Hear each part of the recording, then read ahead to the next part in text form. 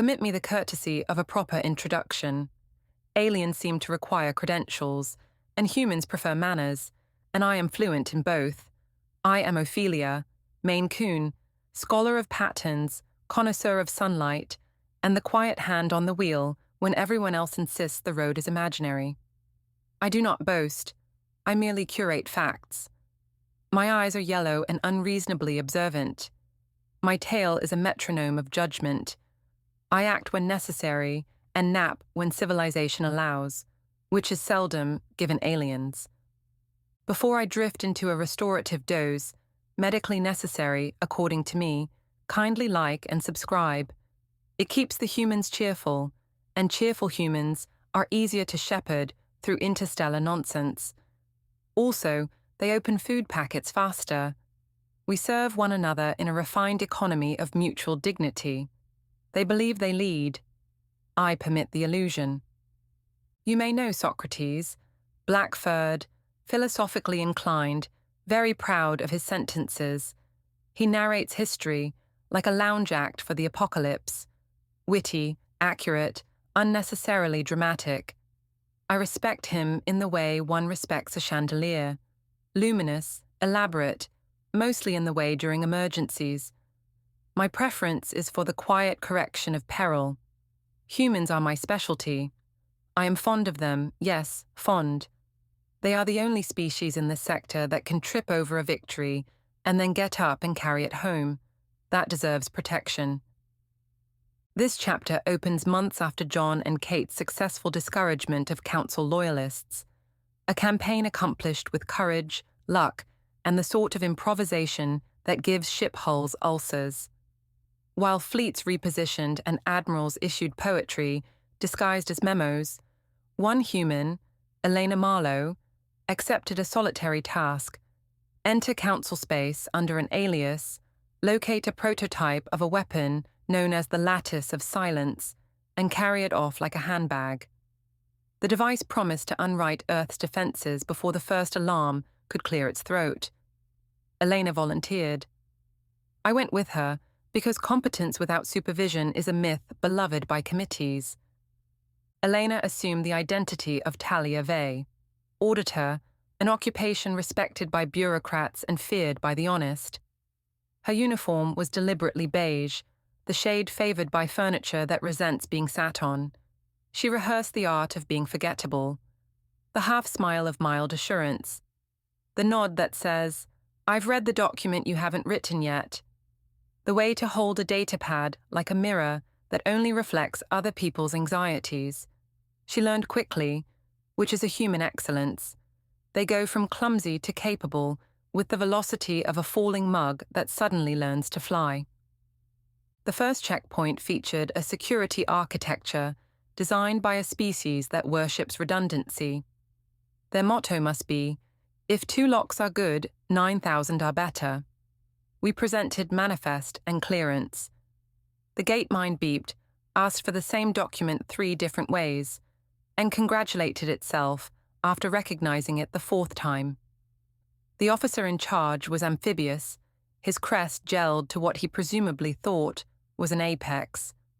He peered at Elena with the expression of someone hoping she would confess to something exciting. She did not. He tried small talk. He led with weather. On a space station, I admired Elena for not laughing. The next checkpoint specialized in species-level self-importance. A gelatinous official hovered toward us, 4 compound eyes poorly coordinated, as if sharing a brain cell rented by the hour. "Auditor," it burbled, "your manifest is incomplete." Elena smiled as only a human can. Pleasant, contained, faintly tragic. "Form 72 Delta Cross references to the manifest for auditors of auditors," she said, utterly deadpan.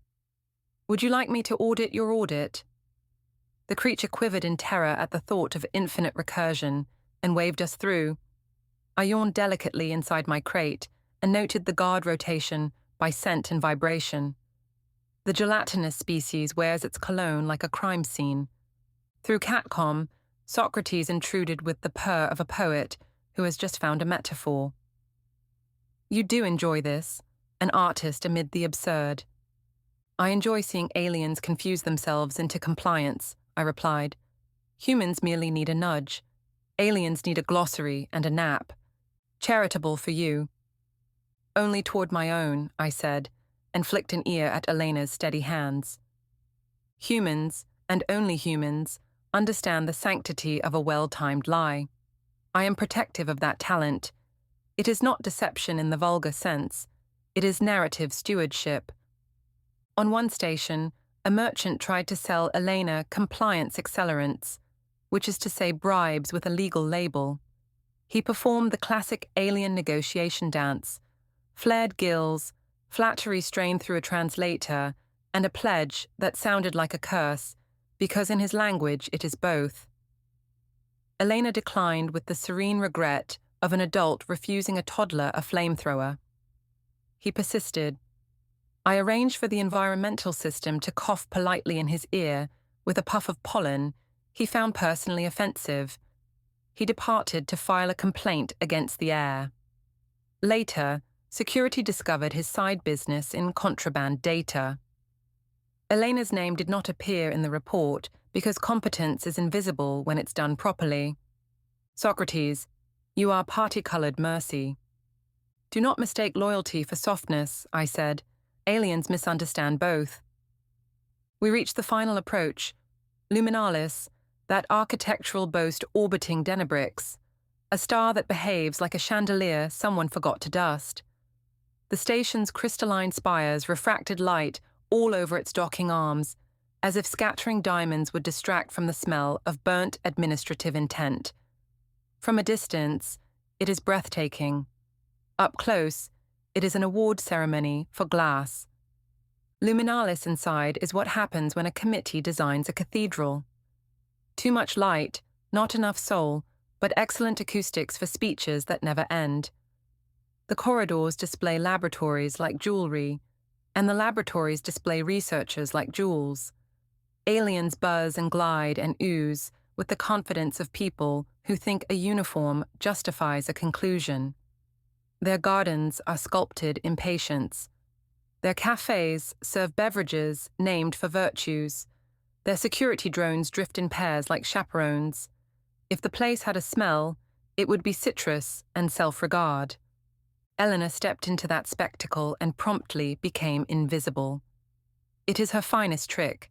She wore her badge like a mirror, her face like a permission slip, her voice like a hallway sign. She let aliens feel taller by speaking softly. She walked at exactly the pace of someone late to a meeting no one wants to attend. They didn't see her at all. I saw her entirely, and was pleased.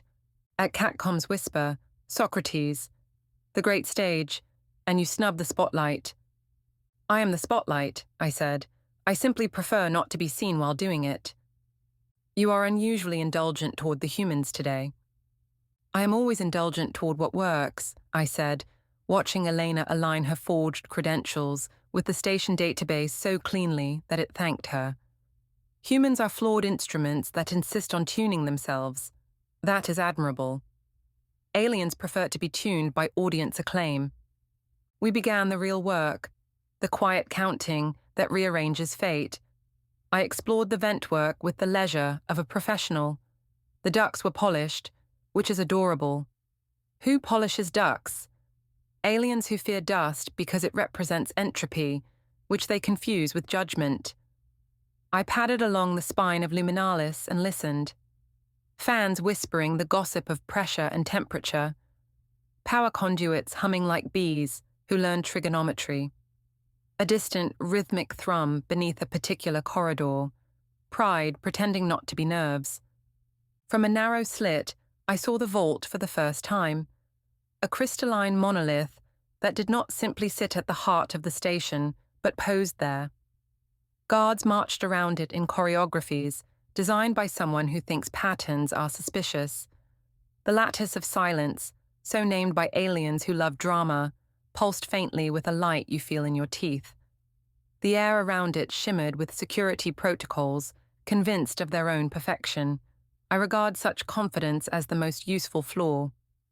The lattice is a magnificent toy, Socrates murmured. Overwrought toy, I corrected. It announces itself like a trumpet and believes no one will pay attention. You intend to rob a trumpet? I intend to change the sheet music, I said, and counted the seconds between drone sweeps. We tested Luminalis's much-touted, adaptive unpredictability. It adapted predictably. Drones took slightly altered paths, only to avoid the cafeteria when the stew was on, and the smell conquered logic. Guards randomized their timing within narrow bands that corresponded to the itchiness of their collars.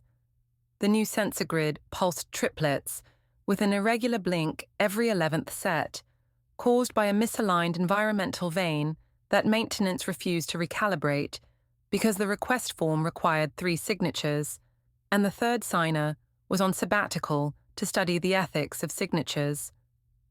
Socrates withheld commentary long enough to be noticed. When he returned, it was in that hushed register he uses for moments that might become history. You do not merely protect them, he said. You are proud. Obviously, I replied. Everything here that works is either human, stolen from a human, or secretly supervised by one. The aliens have perfected the art of congratulating themselves for borrowing a pen. You are merciless, he said. Only toward the smug, I said, and watched Elena perfectly conjugate a lie into the passive voice so it sounded like the system's idea. When the time came to stand together, in the corridor above the vault, Elena below in the current of officialdom, I above in the rafters of intent, I felt the elegant click of alignment, the pleasant gravity of inevitability one earns by being thorough. Denebrix flared beyond the glass and scattered its applause across the spires. Luminalis tried to look like a city and succeeded in looking like a mirror. Aliens swanned about, congratulating themselves on being present at their own importance. I stretched, just enough to feel the spine remember it is a cat's instrument, and set my whiskers to the measurement of air. Elena glanced up at nothing and breathed in. She looked, for a heartbeat, like the sort of human who knows she is about to do something larger than herself and intends to do it small. That is my favorite kind, Socrates murmured, velvet over steel. Ready, Ophelia. I was born ready, I thought, and then I trained. We moved, her on the carpet of protocols, me in the arteries of the station, toward a vault designed by aliens who believe complexity is the same as intelligence. I do not begrudge them the mistake. Without it, the universe would be less amusing and our work much harder. Elena was modest in the way a scalpel is modest. Small, precise, very good at not being the story. The station's new sensor grid continued its triplet pulse with the irregular blink that made engineers wave charts and words like within tolerance, which means I am tired of caring. Maintenance postponed the recalibration because 3 supervisors had to countersign the requisition, and 2 were engaged in an ethics retreat to discuss whether signatures mean anything. I adore these people. They do half the work for us and then leave snacks out. Humans, when given a plan, practice the exits. Elena rehearsed the route until muscle memory overtook the shiver. She walked the corridors at varied times with the indifference of a metronome. She learned the character flaws of doors, which ones lagged a fraction of a second and which ones were overeager, the timid panel that needed a firm finger, the bold panel that threw itself open like a host desperate for company. We refined signal and counter-signal.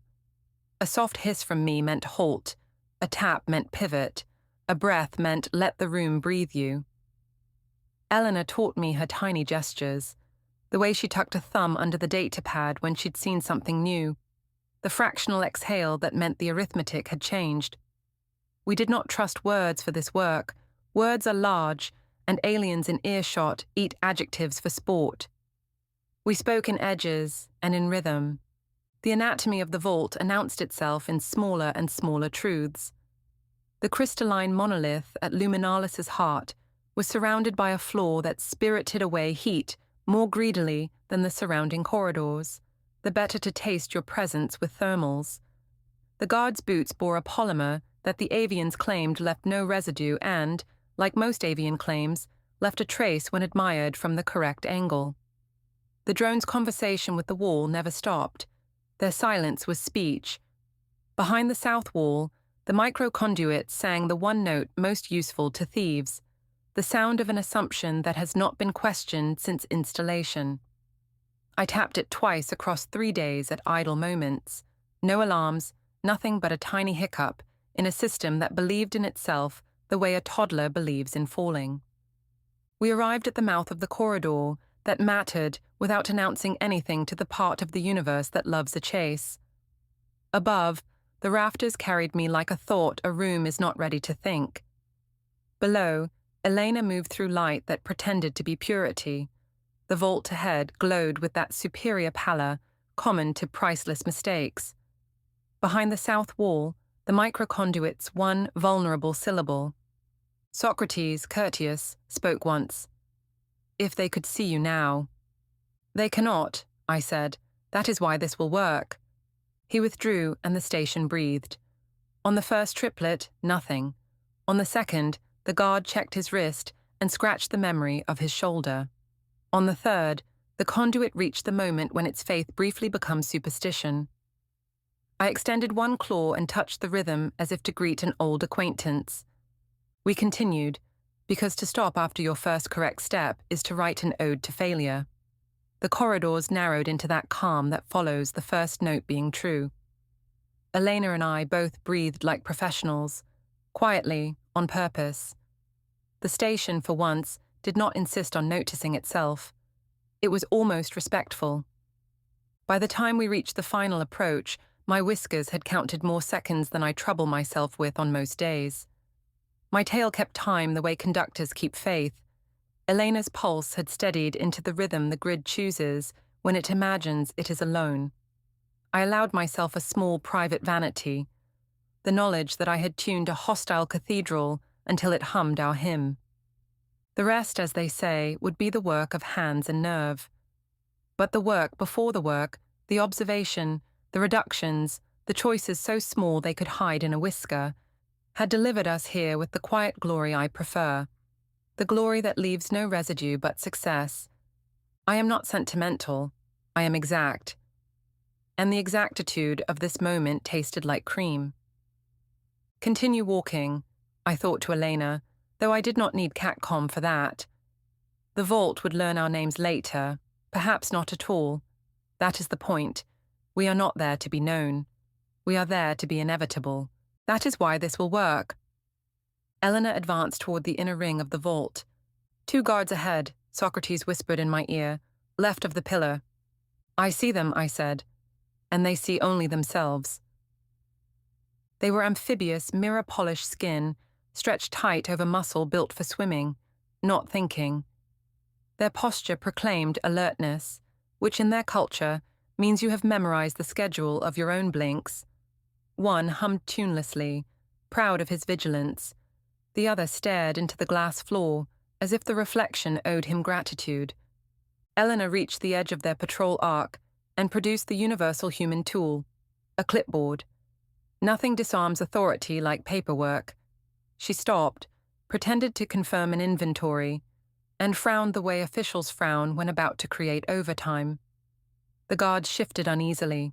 She asked, "Has the containment index been reconciled with the tertiary logs?"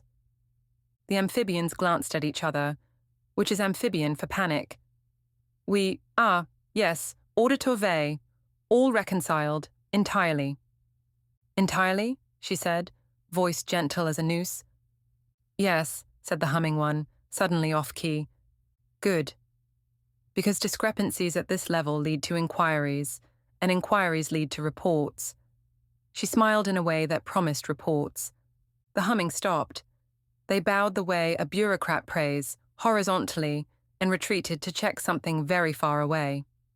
Elena passed through the space they had occupied and never looked back. I, above, permitted myself a purr. Beautifully done. Through catcom, Socrates chuckled. You're sentimental again. Accurate, I said. Admiration is not sentiment, it's appreciation for proper form. Past the guards, the corridor bent into an antechamber glowing in colors. The lattice of silence awaited beyond a transparent barrier, like a god trapped in a museum display. Shimmering, intricate, smug. Fields of force danced across it, forming patterns so elaborate they collapsed into boredom if you looked too long. The aliens call that beauty. Humans call it maintenance cost. Elena paused at the barrier's edge, her reflection hovering beside the artifacts. She looked impossibly small against that alien monument, but the smallness was deceptive. Humans are the universe's trick question. What if fragility learned strategy?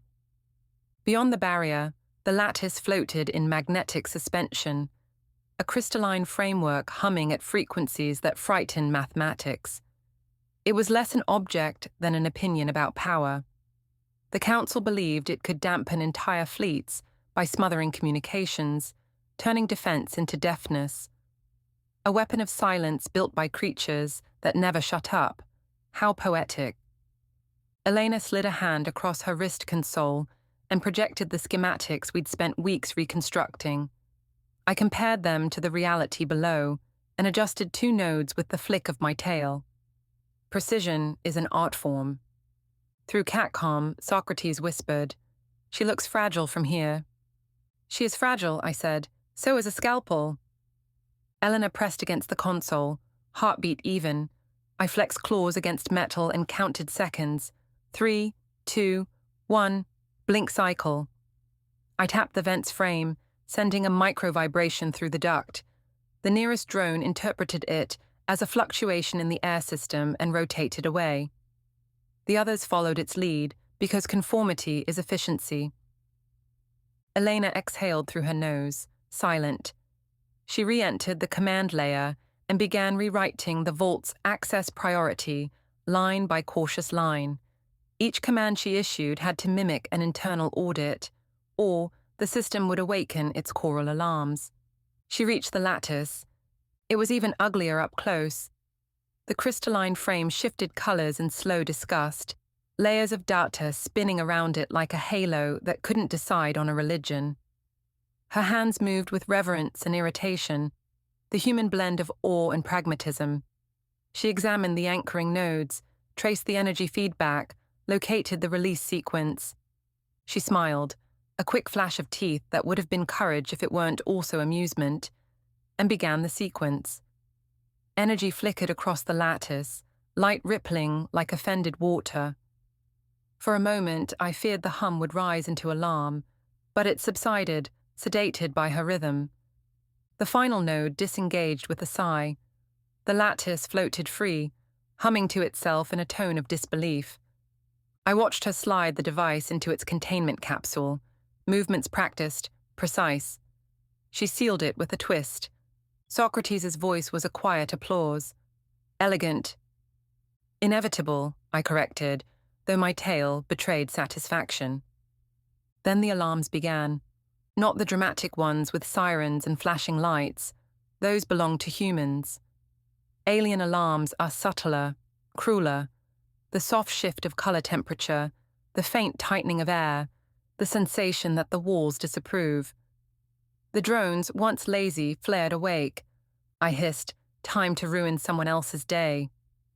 She bolted for the exit, all pretense gone, efficiency unleashed. I leapt back into the ducts, claws biting metal, tail a compass. The drones turned, scanning. I triggered the vent's feedback loops, sending a gust of sterile air through the chamber. Sensors tasted too much oxygen, panicked, and reset to maintenance mode. We ran. Running, properly executed, is choreography with fewer witnesses. Elena moved with that precise economy humans learn when they decide to live on purpose. I ghosted the ducks above her, every porefall a decision, every breath an edit. Behind us, Luminalis remembered it was important and began to act like it. We knifed along the spine of Luminalis, toward the maintenance artery that would thread us past the inner administrative ring. The floor here did not shine. The ceiling lights did not brag. The doors were labeled in fonts that respected legibility more than self-esteem. We were not alone. A hexapodal tech approached, pushing a trolley laden with engineers' guilt, tools, adapters, a cake for morale. He blinked 6 eyes at Elena, then at the sealed capsule tucked under her arm, then at nothing, because he had learned a valuable lesson once about questions and employment. "Busy day," he said faintly. "Mutual acknowledgement," Elena replied. "You're doing great." He straightened under the compliment and physically grew out of our way. Humans redistribute courage with a sentence. I'm very fond of that trick. She reached the landing and arrived wearing the exact expression that causes officious people to confess. "Gentlemen," she said, which is a human plural mentids, accept when they want to feel Western. By order of oversight, this stairwell is now part of a compliance simulation. They froze into joy. Compliance simulations are their version of theatre. "How may we assist?" one asked, vibrating faintly. "By achieving perfect stillness for 90 seconds while I calibrate your observational baselines." She lifted her wrist device with the ceremonial weight of a cathedral lamp. They held their poses with prayerful zeal. We stepped past like ghosts. At 92 seconds precisely, one said, "Am I compliant enough?" "You are inspiring," Elena said. "He will tell that to his grandchildren until their antennae wilt." We poured into the service corridor behind administration, a throat of cables and caution tape, lined with panels designed to shame fingers. Here the station kept its secrets like a hobby, not well. The microconduits sang their thin song. My whiskers mapped them and found the fracture we had practiced for. Pressure differential at the junction where the new grid married the old. We reached the umbilical and stepped in.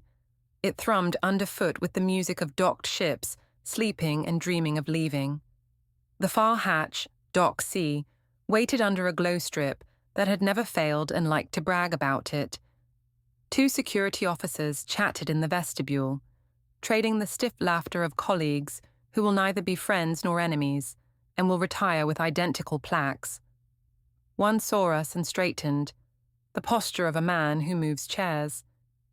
He opened his mouth to generate a checkpoint where none existed. We reached the hatch. Elena palmed the panel. It recognized her because I had taught it to love her weeks ago. The door slid open with the sound of a good decision finally being made. Her ship, snug inside the dock like a promise, woke its systems from a dream and turned its eyes toward us. "Once aboard," I told Socrates, "she will have 90 seconds before the station tries to debate her into staying." The ship's ramp reeled closed. Atmosphere settled with a satisfied click. I landed on the console as Elena slid into the pilot's chair and cinched the restraints with the competence of someone who has crashed before and prefers not to repeat the experience. The capsule cradling the lattice slid into a shock mount that had never been used for anything this rude. Systems combed themselves into readiness. "Dark Authority requesting hold," the comm chirped with polite tyranny. "Clarify destination, purpose, justification." Elena switched to the universal language of departure. Engines. The ship hummed, coughed, then sang. Clamps released with the reluctance of bureaucrats signing freedom. The ship drifted back. The umbilical retracted with affronted grace. Drones swarmed like gnats with degrees.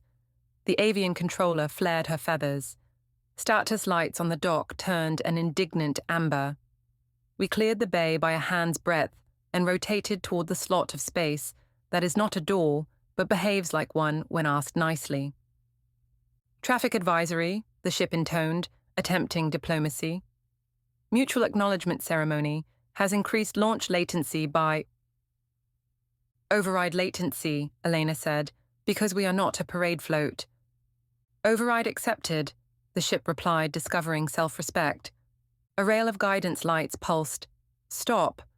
A row of buoys blinked, "Yield." A net of projected vectors asserted, "After you." Elena smiled like a person who has waited in lines all her life and learned the secret. Pick the one that thinks it is important and walk past it.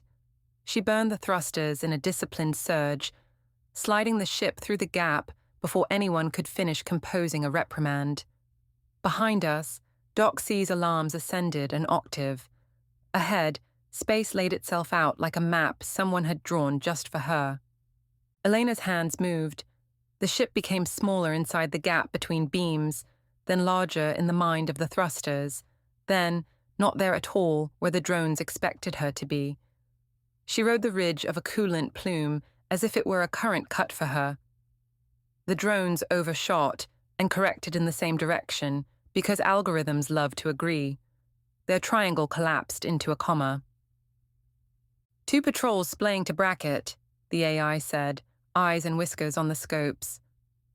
They've read the manual, I thought. The patrol to port fired a warning beam, heavy with administrative intent. It painted the hull in procedural amber and shouted data at our transponders. Elena cut thrust, pivoted on auxiliary jets, and let the patrol's vector carry it into the path of its friend. They avoided each other with the skill of professionals and the grace of startled cows. Space filled briefly with the soundlessness of near misses. The drones reformed into a rectangle and tried to look brave. We threaded them and kept moving. "Long-range net coming alive," Socrates reported from wherever he sat listening to our music. "They're casting equations." "Equations cannot catch a cat," I said, "but they can make a mess of the furniture." The last cut before open void lay in the shadow of Luminalis's most extravagant spire, a glass and light conceit that tried to be a sundial in a place without a sun. Refractions laced the lane with daggers. Elena flew through them as if they were merely opinions, which is what most daggers become when you are correct. The patrols lost a second to glare. We won a life. "Jump window plotting," the ship announced, eager. "Recommend vector through Denebrick's light scatter to mask event." "Approved," Elena said. Behind us, the station finally cleared its throat to do something meaningful. Hard intercepts launched, a quartet of sleek ships with the money to matter. Their pilots were competent, their computers smug, their orders simple. Catch us, return us, write a memo.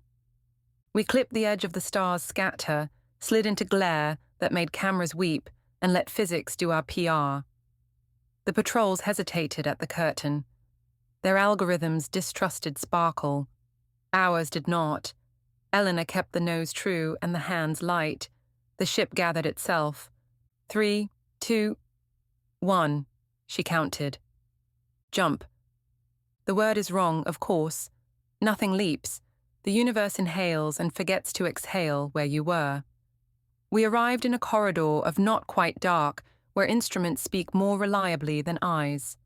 The ship thrummed with the relief of a creature that has successfully bitten through its leash. Elena kept one hand steady on the attitude trim, and the other on the throttle, like a pianist who refuses applause until the last note dies. "Denebrick's scatter masked our vector," the ship said. "Any tails?" "1, maybe 2. She nodded once, the nod of a human who believes in both luck and preparation, but only courts one of them. "Plot a staggered exit series, nothing geometric. Make it look like we don't know what we're doing." Around us, the jump corridor murmured, those faint harmonics that unsettle pilots and make philosophers unbearable at parties. I watched the instruments more than the corridor. Hyperspace is as honest as a cat. It does what it does without caring whether you approve. The danger lies in the places where other people have tried to improve it. Elena set the first exit. We fell out of the corridor, like a coin slipping from a careless hand, and landed in real space beside a freckled moon. The moon took no notice, which is why I prefer moons to committees. Scopes showed quiet. Then, softly, the quiet furred. The comm pinged in that particular officious cadence council ships learn at Academy. "Unidentified vessel. You have emerged from a restricted corridor without filing form." Elena cut the channel, then flipped it to listen only. "How impolite," the patrol announced to itself. The ship flowed forward. No flourish, no flinch. The patrol slid after us, insulted by narrative theft. He fired a soft tether, a beam that tries to make your algorithms obey his etiquette. I swatted it with a paw across the console. cut the handshake, jittered our transponder, fed him the frequency of his own pride. His tether latched onto himself and pronounced compliance. He will be writing about it for months. Exit 2, the ship offered, helpful. Approach to human space in 3 exits, the ship said, and if a machine can sound hopeful, ours did. Expect the council to commit a sin, I said. They will get creative. Always a sign they are losing, Socrates purred. She looked down at the capsule where the lattice sulked in its cradle, deprived of the right to be admired. And then we hand this pretension to people who will take it apart instead of worshipping it. Humans improve gods by making them useful, I said. It is your best sacrilege. Exit 1 ready, the ship finally offered, proud to be part of the joke. On your mark, Elena said. We jumped. The final exit shimmered ahead, the signature of a gate tuned by hands that care. The ship rolled its shoulders and prepared to be admired by the correct audience. Engineers with grease on their sleeves, analysts with highlighters, commanders who ask for the point and prefer clear sentences. Human space received us like a harbor that had watched a storm pass and was already setting tables for breakfast. Bay 12 opened with the brisk competence of a place that had practiced emergencies until they were merely mornings.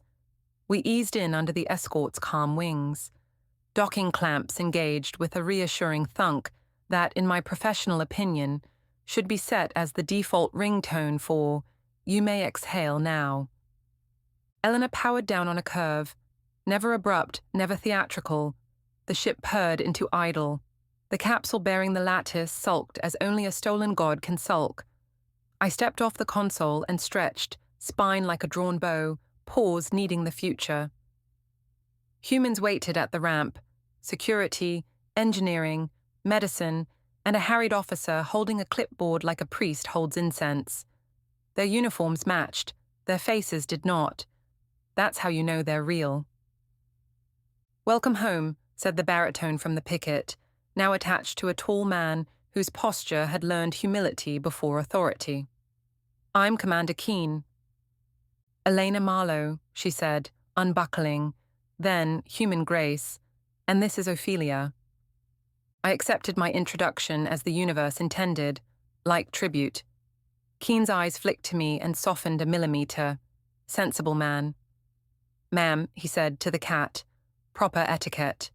The ramp lowered. Air tasted like filters and coffee. The medical team scanned Elena and tried to scan me. I stared at the scanner until it remembered manners and wandered off to evaluate a potted plant. Engineers in grey stepped forward, hands ready, eyes hungry. Behind them, a woman with storm grey hair and a badge that outranked committees approached with the stillness of a general who thinks before she is seen. Admiral Rojas, Keen said. Receiving officer.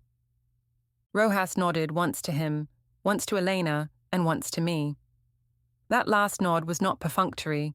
It was a small, precise acknowledgement that someone had been watching from the rafters. I approved of her immediately.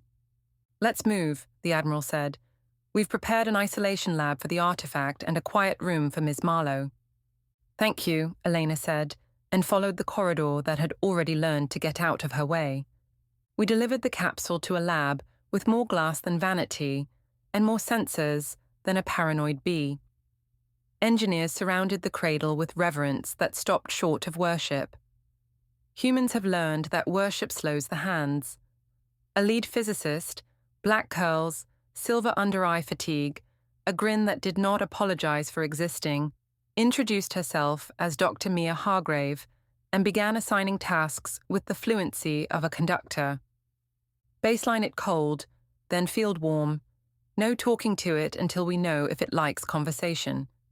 Faraday the room and a Faraday for the Faraday, just in case the council hid a personality in there. 2 teams, materials and field behavior. You are not allowed to name it. It has a name and it's awful. Pretentious, someone said.